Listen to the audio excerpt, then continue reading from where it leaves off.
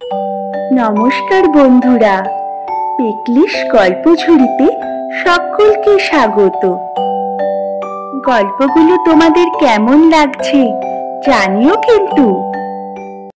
ভালো লাগলে like, comment, share আর অবশ্যই সাবস্ক্রাইব করো।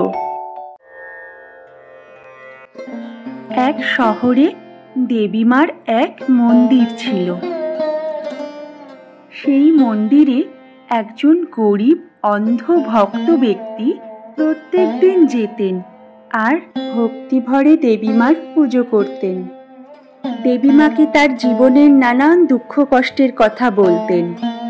তার অন্ধত্বের জন্য তার বেকারত্ব, পরিবারের আর্থিক অনটন সবকিছু মাকে বলতেন। এইভাবে কত বছর কেটে গেছে কেউ জানে না।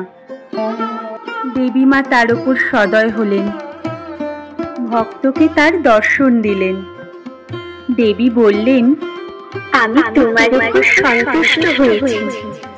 তুমি আমার কাছে যে কোনো একটি বর চাইতে পারো, কিন্তু মনে রেখো একটি মাত্র বরই পাবে। কিন্তু ওই ব্যক্তি তো বেচারা বড় মুশকিলে পড়লেন।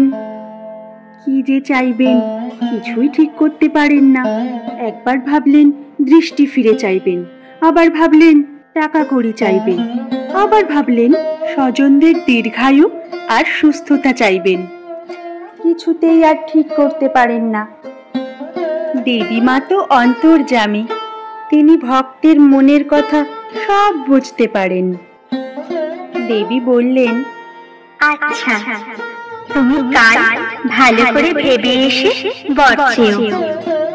এখন যখন কিছুই ঠিক করতে পারছো না যে কি চাইবে। অনেক ভেবে চিনতে মনে মনে একটা ঠিক করে নিলেন তিনি।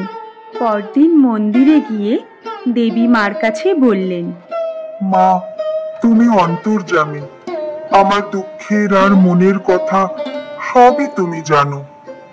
আমাকে একটি মাত্র বর চাইতে বলেছ, এখন আমি সেই একটি মাত্র বরই চাইছি। মা, আমি এই বর চাই যে মরার আগে যেন আমি আর আমার এখনকার পরিবারের সকলে আমার নাতিদেরকে নিজস্ব 5 তলা বাড়িতে বসে সোনার থালায় পায়েস খেতে সচক্ষে দেখে যেতে পারি। দেবী তার বুদ্ধিতে প্রসন্ন হলেন আর বললেন, তথাস্তু। এইভাবে বুদ্ধির জোরে আর দেবীমার আশীর্বাদে তিনি তার দুর্দিন কাটিয়ে নিজের আর পরিবারের সকলের সৌভাগ্য নিয়ে এলেন। সত্যিকারের ভক্তি আর সঠিক বুদ্ধি জীবনে এগোতে অনেকটাই সাহায্য করে।